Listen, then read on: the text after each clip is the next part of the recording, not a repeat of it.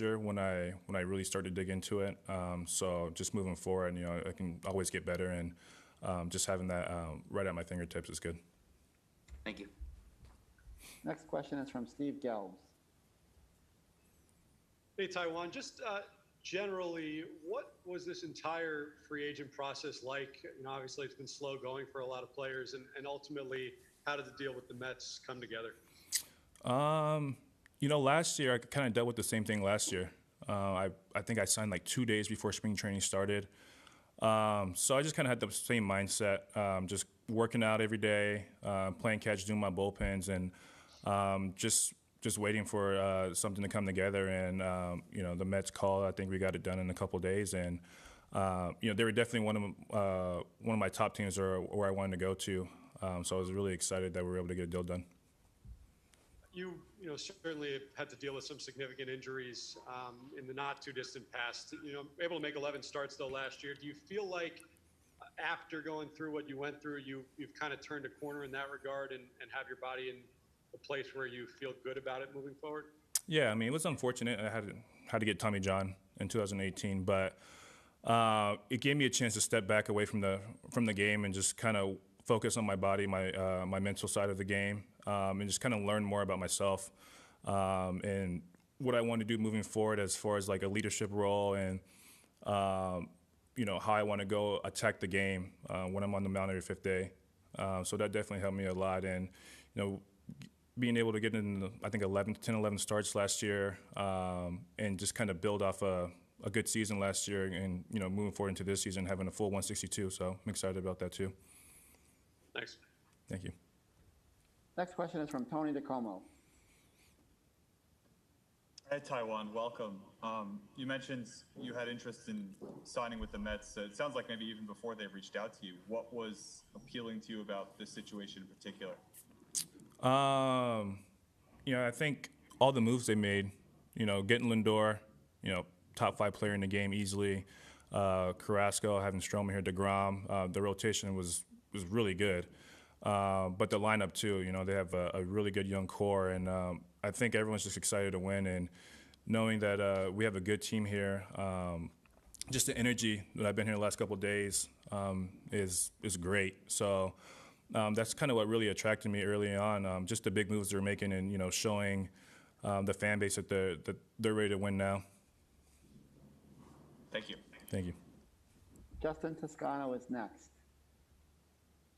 Hey, Taiwan, I wanted to follow up a little bit on your answer to Steve's question earlier, just about, you mentioned working on the mental side and how that time let you, kind of learn more about yourself. What did you learn about yourself and the mental side that you could apply moving forward?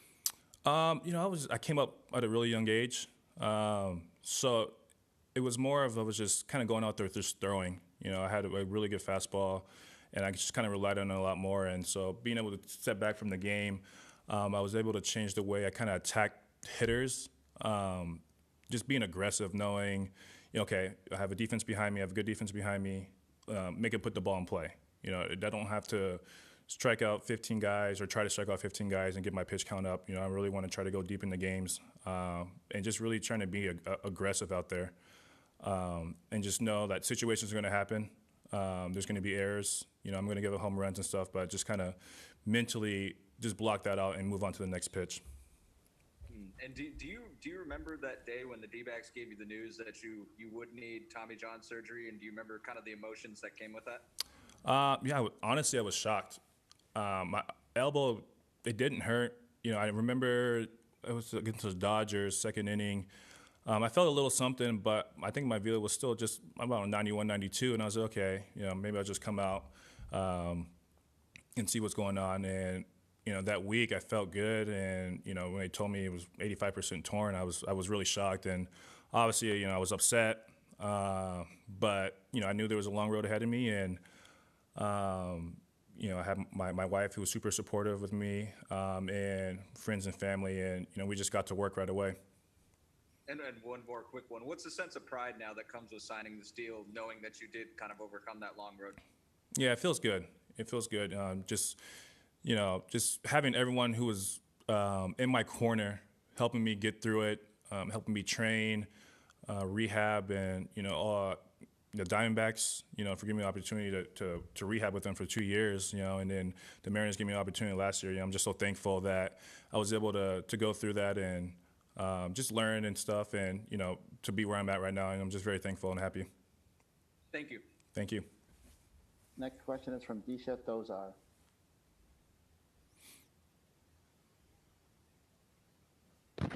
My question was asked already, so I lowered my hand. All right, Tim Britton, you're next. Hey, Taiwan. It looked like last year you threw your fastball, your four-seam fastball, up in the zone more consistently. Was that a plan going into the year, and what did that do for you as a pitcher? I kind of felt like I was always a guy who threw fastballs up in the zone. There might have been a year in 2017 where I threw it a little bit more down in the zone, but just looking at numbers that my pitching coaches and managers and everyone's showing me, like, I have more success when I pitch up in the zone. So now that I know that, like I said, there's so much technology and the numbers out there is just insane. So just kind of taking those numbers in and really focusing on, okay, if I can throw up in the zone with my fastball, but also throw my slider down the zone, I'll have success and stuff. So just kind of just really focus on that and moving forward, just really refining, when and how to pitch up in the zone still. Is the pitcher you were last season, is that who you want to be moving forward, or are there other small things you want to change here and there? No, I mean, I feel like you can always get better. I like where I was last year coming off Tommy John. I thought it was a big step for me, but I think this year will be a lot better still. Thanks. Thank you. Next question is from Tim Healy. Hi, Taiwan. How did you start wearing 99 a couple years ago, and how did you decide on that for your new team? Well, so I was 44 growing up, and I finally got it with the Mariners in 2016, and then I ended up getting traded at the end of the year. And when I got traded to the Diamondbacks, Paul Goldschmidt was wearing 44, so I was okay.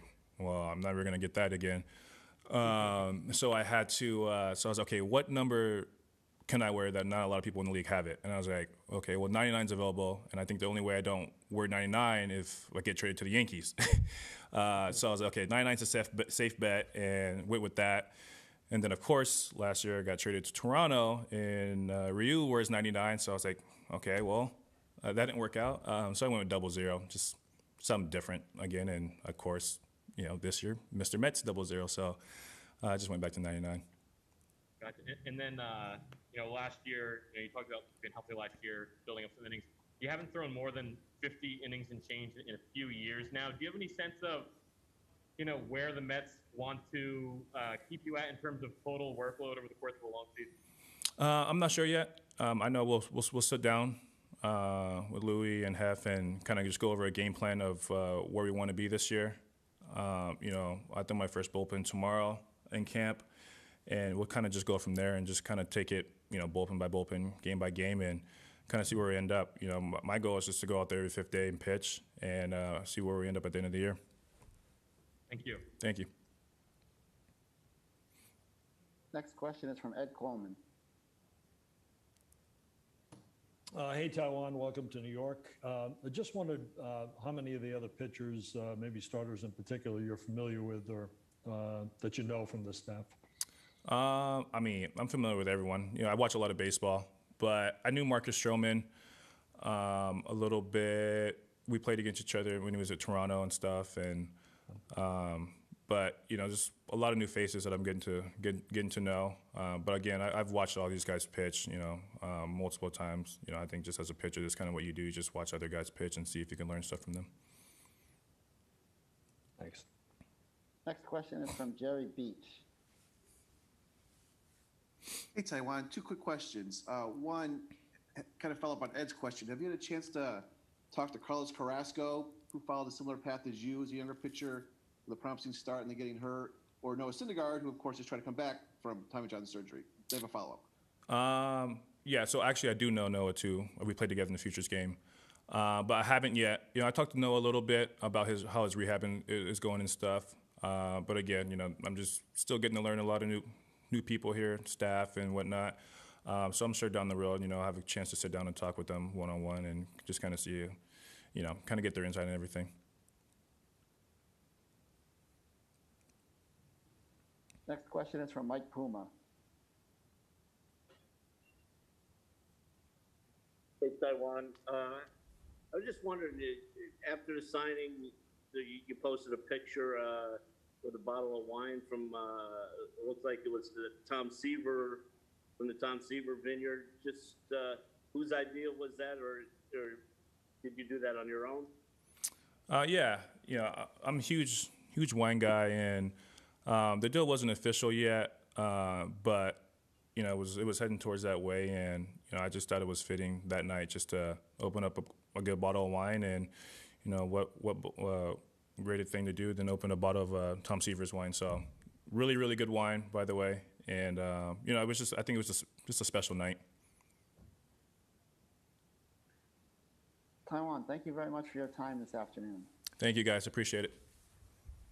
Members of the media, please remain in the room for Edwin Diaz.